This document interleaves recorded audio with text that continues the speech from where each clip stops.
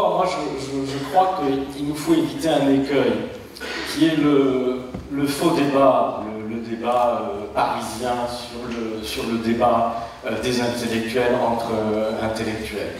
Car certes, Jean-François Kahn nous l'a rappelé, j'ai la citation sous les yeux, il y a des intellectuels effectivement excommunicateurs qui lancent des quasi-fatwas, pardon pour le mot, je vais me faire assassiner, on va supposer plein de choses, contre des intellectuels qui, pour les uns, font le jeu de ceci, font le jeu d'un tel, etc. Oui, ces gens-là existent, et tu les as cités, Jean-François, notamment dans la tribune que tu avais fait dans Marianne.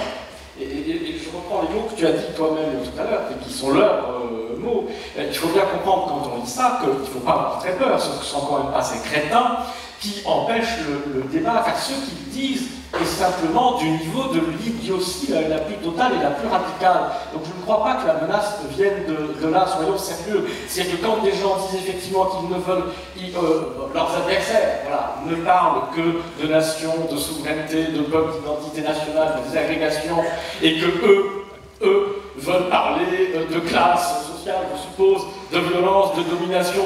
Mais c'est une anomie totale. Comment les gens intelligents comme moi font, qui veulent parler et de domination, et de lutte des classes, et de peuple, et de souveraineté, et d'identité, et de désagrégation, parce que tout ça va ensemble, c'est lié.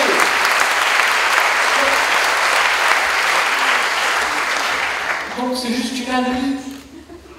Ce sont des idiots. Ils sont c'est pas la phobie, leur maladie, les spécialistes des biais cognitifs connaissent ça. On peut avoir fait normal sup et finir totalement idiot.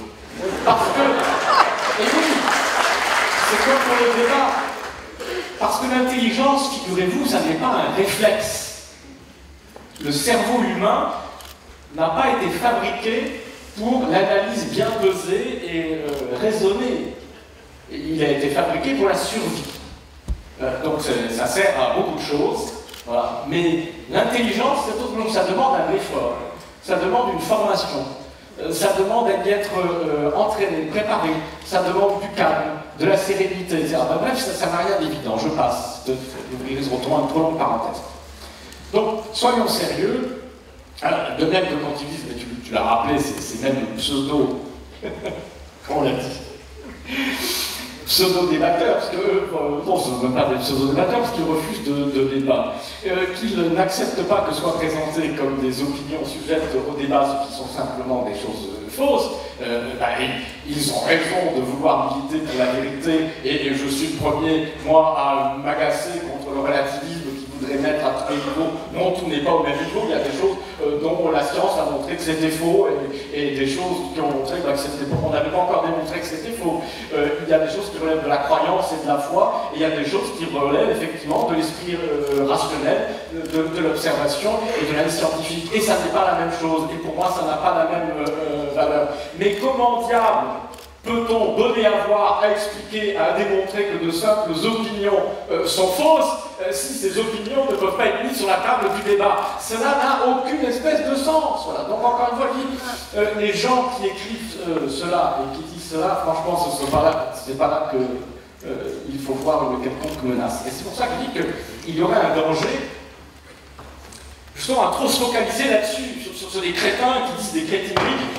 Et on dira, ah, ben là, on ne peut plus débattre parce que tel idiot, il se trouve qu'il a un nom, a dit que tel intellectuel était un salaud à cause de ça, ou faisait le jeu du Front National, était un épouvantable hitlérien parce que ceci, parce que ça. Mais c'est pas parce qu'il y a 10 crétins qui disent ce genre de choses que le débat n'existe pas et ne peut pas exister. Et la preuve, ça a été dit par d'autres intervenants, ça a déclenché un débat énorme. Le problème, c'est qu'il ne faudrait pas que le débat énorme reste un débat sur le débat. Un débat sur la question de savoir est-ce qu'on peut débattre, discuter, mais devienne un débat sur le fond des choses. Donc, à la réponse à la question, peut-on encore débattre? Oui, on n'a jamais cessé de débattre, et oui, on peut débattre. Donc, pour moi, c'est pas ça la question. La question, c'est que le débat est-il de qualité? Y a-t-il des choses qui bloquent des éléments de la qualité du débat dans ce pays, et quoi précisément? Et alors là, effectivement, il y a matière à dire. Alors, il y a une première chose, je viens de constater déjà dès ce soir, qui peut bloquer la qualité du débat, c'est que ceux qui veulent donner des leçons de débat aux autres et pour l'existence du débat se doivent d'être exemplaires. C'est un professeur qui parle. On ne peut pas faire cours et prétendre dire aux gens ce qu'ils doivent faire si au moins dans le domaine sur lequel on prétend donner des leçons, on n'est pas soi-même exemplaire. Et donc quand des gens comme notre philosophe Michel Onfray, bien aimé, qui a ici, je vois, beaucoup de soutien, donne des leçons de débat démocratique, il faut que lui-même soit exemplaire. Et il faut que les gens ici qui sont venus pour faire la claque, pour le soutenir et pour le défendre en son absence, soient également exemplaires. Car, et là je suis étonné, mais je vous félicite, il y a un progrès. Vous ne me sifflez pas. Bravo. La qualité du débat, c'est comme l'intelligence, et ça va avec. Ça n'est pas un réflexe. Notre réflexe en situation d'être débat, c'est d'être des abrutis. C'est-à-dire de tomber dans le travers dénoncé tout à l'heure par Jacques Chillard, c'est de savoir qui a gagné, qui a perdu, qui a raison, qui a tort. Ça n'a aucun intérêt. Voilà, ça c'est le débat digne des pourceaux, Platon et ses amis. Ce qui compte, c'est ce qui fait avancer. Ce qui fait avancer, c'est qu'on commence par écouter. Et donc, moi, quand j'écoute Laurent Geoffrin, pardon, mais certains vont pas être contents, tant pis, c'est ça le débat. Moi, j'ai les mêmes préventions que lui, exactement, contre les réactionnaires. Et on a le droit de dire et d'argumenter que ce que peut écrire Michel Onfray, par contre, moi je ne le pense pas, on a le droit d'écrire et d'argumenter sur le fait que ce que dit Michel Onfray en fait un auxiliaire involontaire, évidemment, personne ne l'accuse, je n'ai pas compris ça, d'être au service du Front National, mais fait que d'une manière ou d'une autre, c'est un leader, il fait le jeu du Front National. On peut le penser, on peut ne pas le penser, on peut argumenter, mais pour justement pouvoir en débattre, eh bien, il faut à la fois refuser et rejeter et dénoncer l'ostracisme de ceux qui interdiraient à quiconque de dire la même chose que le Front National, par exemple, tout en étant des adversaires. Mais il faut éviter d'ostraciser aussi ceux qui peuvent critiquer Onfray pour ses propos. Donc il faut être exemplaire, on ne peut pas donner des leçons de débat si on n'est pas soi-même exemplaire. Et je suis désolé de le dire encore parce que c'est important. On a dit, oui, Michel Onfray n'est pas là pour se défendre, j'ai entendu. Mais qu'est-ce que c'est cette conception du débat? Alors, on ne peut pas parler du Front National ce soir parce qu'il n'y a pas de représentant du Front National. Et donc, pour qu'on puisse parler de quelque chose, il faudrait qu'à chaque fois qu'il y a un débat, il y ait 15 000 représentants, des 15 000 sujets et des 15 000 factions dont on est susceptible d'évoquer. Ça n'a pas de sens. Donc, l'exemplarité du débat, c'est pour tout le monde. Voilà. Et là, sur la question de fond, puisqu'il faut parler du front, par exemple sur la question du jeu du Front National, c'est en soi, effectivement, poser comme ça une question en soi un petit peu stupide, parce que de toute façon, on fait le jeu du Front National. C'est l'histoire qui fait le jeu du Front National. Si vous ne parlez pas de souveraineté, de nation, etc., vous faites le jeu du Front National. Et si vous parlez de nation, de souveraineté, etc., vous faites le jeu du Front National. Alors qu'est-ce que vous faites? Vous partez ailleurs pour ne pas faire le jeu du Front National. C'est pas ça la question. La question, c'est de savoir comment on parle de souveraineté, comment on parle de nation, voilà, comment on parle de république, comment on parle d'immigration. On parle de tout. On parle de tout dans une démocratie. De tout. Il n'y a pas d'exclusion, il n'y a pas des sujets qui sont interdits. Voilà. Alors après, on est dans le vrai débat et on ostracise personne. Mais c'est ce qui permet justement la critique. Je partage les préventions de Geoffrin sur les discours réactionnaires anti-immigration. Je ne pense pas qu'il y ait un problème d'immigration dans ce pays. Mais en même temps, je conteste aussi le négationnisme qui dirait que Zemmour a tort lorsqu'il dit qu'il y a des quartiers en France qui sont des quartiers de non-droit parce que c'est les imams qui font la loi, parce que c'est vrai, c'est un fait, tout simplement. Là, je pense que Zemmour a tort, c'est que c'est pas un problème d'immigration, c'est un problème de la République qui ne fait pas son travail et qui ne le fait pas depuis 30 ans.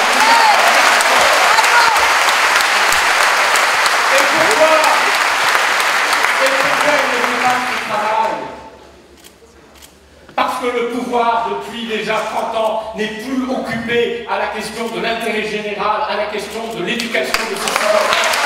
À l'école, on ne cherche pas. À l'école,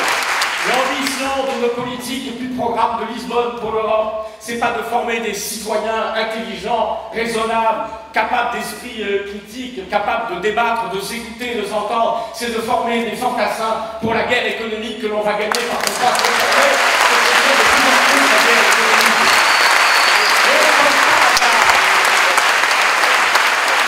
Et comme par hasard, voici que tout d'un coup, vous voyez, se trouve réunie la question de l'intégration, de l'immigration et de la lutte des classes et de l'anticapitalisme. Eh bien oui, moi je vous le dis, la condition pour une intégration réussie de la République, effectivement, c'est la lutte contre un certain capitalisme, voire tout simplement l'anticapitalisme. Et donc,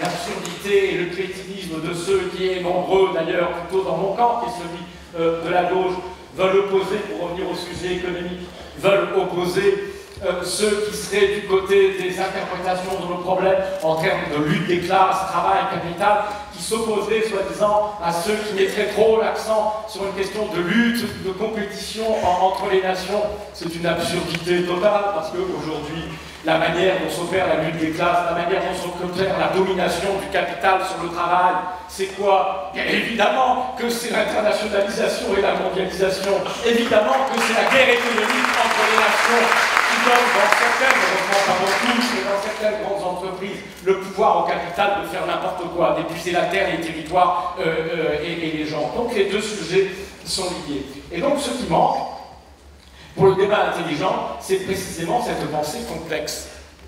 Cette pensée complexe qui ne renie aucun sujet, qui accepte de voir tout, qui accepte d'entendre tout, qui accepte de discuter de tout. Alors sur la question économique, je termine là-dessus, il y a un vrai obstacle dans les médias en réalité. Il y a quelque chose qui bloque, enfin il y a plusieurs choses qui bloquent sur la question économique. Car, pardon, mais c'est en effet un domaine, enfin tu l'as dit, où il y a un vrai problème de pluralisme et de débat. Car les questions dont on parle ici, souveraineté, identité, enfin ce qui a fait le buzz et qui a justifié au départ ce débat, mais pardon, on n'arrête pas d'en débattre. On en débat partout, sur tous les plateaux de télévision, et on voit s'affronter, parfois même s'engueuler, des gens qui ont des options radicalement opposées.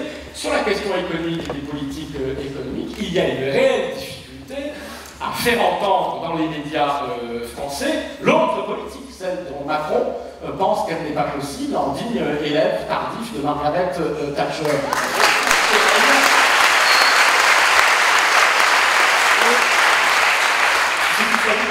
En passant pour quelqu'un qui est censé faire de la politique, dire qu'il n'y a qu'une seule politique possible, c'est en quelque sorte une absurdité en soi. Ça veut dire qu'on n'a pas besoin de lui, qu'on aurait pu mettre des machines à sa place. Et donc il y a un vrai problème. Et sur les questions fondamentales, sur la question européenne, sur la question du rapport au capitalisme, de la mondialisation, etc. Et ce problème fondamental vient de ce que... Alors il y a une part de politique délibérée, mais pour le dire clairement, il n'est pas général. Et on a des surprises.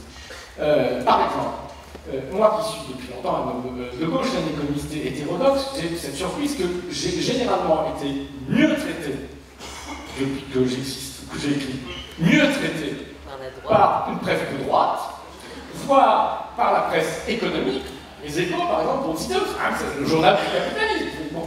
Dans la presse écrite, que par beaucoup, je ne parle pas de Marianne, c'est une exception, que par beaucoup de journaux prétendument de gauche. Et savez-vous sur quelle chaîne de télévision j'ai tabouret en quelque sorte pour venir exprimer mon anticapitalisme? BFM Business. Eh bien oui. Ben, c'est-à-dire que, si vous voulez, il y a, premier facteur, il y a dans un certain nombre d'endroits des journalistes qui font un métier professionnel de journaliste et qui pensent que leur intérêt, ils ne font pas ça par charité, que leur intérêt en tant que journaliste et organe de presse, c'est de faire sérieusement leur travail, qui est de donner à voir différentes analyses, et surtout quand ces analyses sont argumentées, présentent un intérêt quelconque. Voilà, le problème, c'est que ce travail-là n'est pas fait, et en particulier, il n'est quasiment pas fait sur le service public.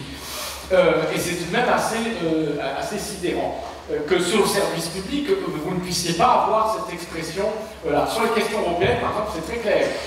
Sur la question du débat sur l'euro, Vous avez deux positions qui sont éternellement représentées partout. La position européiste, un peu critique sur les bords, mais qui veut obéir au traité, qui ne veut pas remettre en cause, qui ne veut pas sortir de l'euro, etc.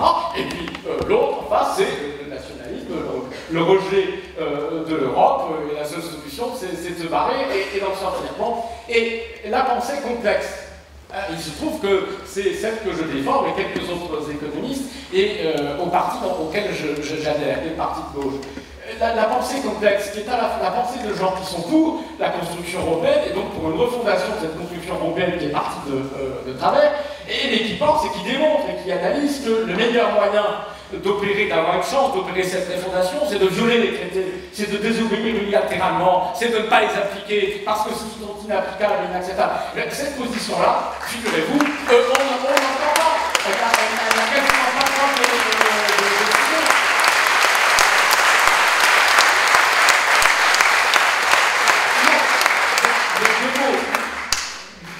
d'autres éléments. Donc il y a un vrai problème de rapport au pluralisme. Moi, je me suis fait expliquer par Yves Calvi, parce qu'il ne faut pas faire les faux culs, il faut dire les choses. Pendant 10 ans, Yves Calvi m'a expliqué quand c'est dans l'air, quasiment, on ne pouvait pas m'inviter parce que j'étais trop engagé politiquement et visible politiquement. Alors pendant les 10 mêmes années, on a eu Dominique Régnier, expert politique, qui défendait ostensiblement en fait des analyses de la droite et de l'UMP, sans être encarté d'ailleurs à l'époque, mais qui ne disait pas qu'il était un politologue et un politiste de droite. Quand moi, évidemment, étant engagé, militant et pas honteux de l'être, je n'ai jamais manqué de toujours préciser, jusqu'en début de cours d'année à Sciences Po, prévenir mes étudiants qui ne seraient pas au courant que je suis engagé politiquement, pour qu'ils sachent qui leur parle. Et bien voilà que Dominique Régnier, lui, a été invité toutes les semaines pendant 10 ans. Il ne l'est plus, j'espère, puisque maintenant, il est candidat à l'élection. Alors, ce qui manque pas de sel, c'est que la réalité, vous voyez, de cette exclusion, par exemple, du débat public et de l'argument qui est avancé, c'est la visibilité de votre option politique. Et là, vous avez un vrai problème. Car on doit se taper tous les soirs et toutes les semaines des gens qui défendent une option politique et idéologique, et c'est bien leur droit, mais qui ne le présentent pas comme tel, qui se sont présentés comme des experts spécialistes, qui ne disent pas personne, qui ne disent pas aucune thèse, aucune idéologie, c'est-à-dire par des faux, des malhonnêtes.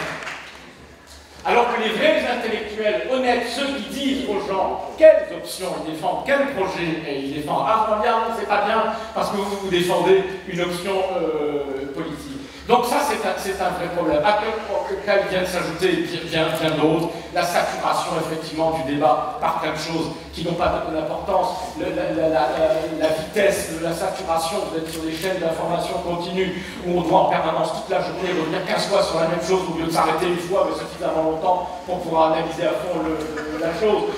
Le spectacle, on veut des débats qui soient courts et brefs, parce qu'on ne veut pas que l'analyse progresse, on veut du spectacle, donc on veut un match entre des gens. Donc il y a tous ces travers, effectivement, de la profession qui bloquent quelque chose. Et puis à la fin des fins, pour beaucoup, je crois qu'il y a aussi une forme de paresse et de bêtise sur les questions économiques, il faut bien le dire, parce qu'on entend répéter année après année, soirée après soirée, des choses qui sont simplement des imbécilités les plus énormes et les plus graves, mais des lieux communs admis et reconnus par tout le monde, et que personne, seule jeune personne de les répéter, de les entendre répéter. Et donc bien la solution, il y a tout ça, eh bien, il y a du boulot. Parce que c'est une refondation complète de la République, c'est une réflexion profonde sur le rôle que jouent les médias en tant que pouvoir et contre-pouvoir, une réflexion profonde sur ce qu'est l'éducation. Qu'est-ce qu'on apprend à l'école? À être un homme ou à être un marchand? Voilà, être un homme, un citoyen, intelligent.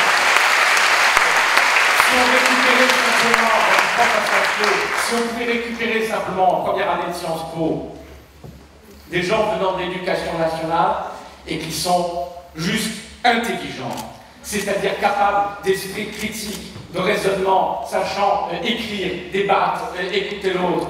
Voilà, ça ce serait fantastique. Ben, moi je vous le dis, il y en a un tiers qui ne sont pas capables de ça lorsqu'ils sortent de l'éducation nationale et qu'ils arrivent dans l'enseignement supérieur. Donc voilà un vrai sujet. Vous voyez, pour que le débat grandisse, il faut que les citoyens grandissent. Merci.